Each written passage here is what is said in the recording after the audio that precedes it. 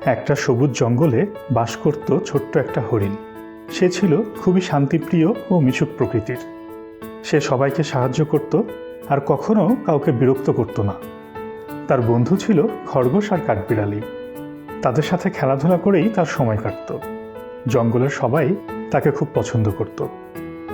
একদিন জঙ্গলে এলো এক নতুন অতিথি, এক ধূর্ত শেয়াল। তার গায়ে ছিল চকচকে লোম আর মুখে ছিল মিষ্টি হাসি। তার চতুর কথা দিয়ে সবাইকে সে আকৃষ্ট করতে চাইল। প্রথম দিনই হরিণের সাথে সে বন্ধুত্ব করতে চাইল। হরিণ তাকে বলল, তুমি নতুন এসেছো, তোমাকে স্বাগতম। আমরা সবাই এই জঙ্গলে মিলেমিশে থাকি আর কেউ কারো ক্ষতি করি না, কাউকে বিরক্তও করি না। আমরা সবাই নিয়ম মেনে চলি। বন্ধু হতে চাইলে তোমাকেও নিয়ম মেনে চলতে হবে। শেয়াল হেসে বলল, আমি তো শুধু একটু মজা করতে চাই, তুমি বেশি ভাবো। বন্ধুত্ব মানে একটু দুষ্টুমিও তো চলে। সেই থেকে শেয়াল প্রতিদিন হরিণের সাথে দেখা করত। প্রথম দিকে শুধু গল্প হাসি মজা করেই সময় কাটত। এভাবে তাদের মধ্যে বন্ধুত্ব হয়ে গেল।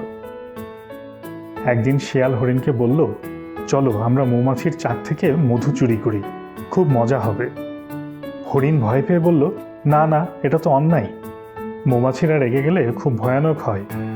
শেয়াল বলল, আরে আমি আছি না, কিছু হবে না। শেয়ালের কথায় না চাইলেও হরিণ শেষমেশ রাজি হয়ে গেল।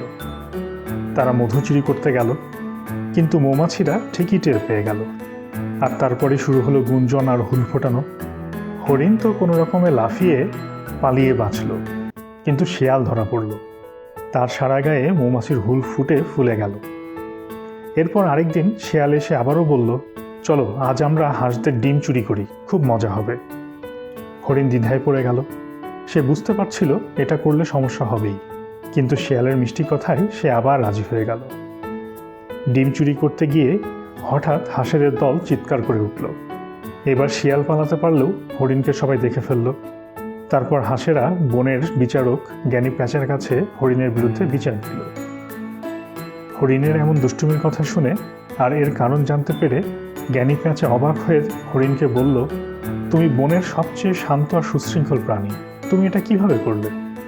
সে আরও বলল, ভালোর সঙ্গে থাকলে তুমি ভালো থাকো, কিন্তু অসৎসঙ্গ তোমার সর্বনাশ ডেকে আনে। হরিণ বুঝল শেয়ালের মতো অসৎসঙ্গ তাকে ভুল পথে নিয়ে গেছে। সে প্রতিজ্ঞা করল আর কখনো এমন করবে না।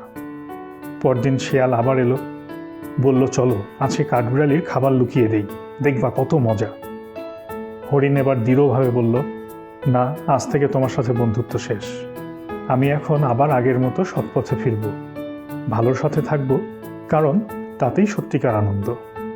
হরিণ আবার তার ভালো বন্ধু কাঠবিড়ালি আর খরগোশের সাথে মিশে গেল আর সবাইকে পরামর্শ দিতে লাগলো যে ভালো বন্ধু জীবন গঠন করে আর খারাপ সঙ্গ জীবন ধ্বংস করে, তাই বন্ধু বাছাই করতে হবে খুব বুদ্ধি দিয়ে।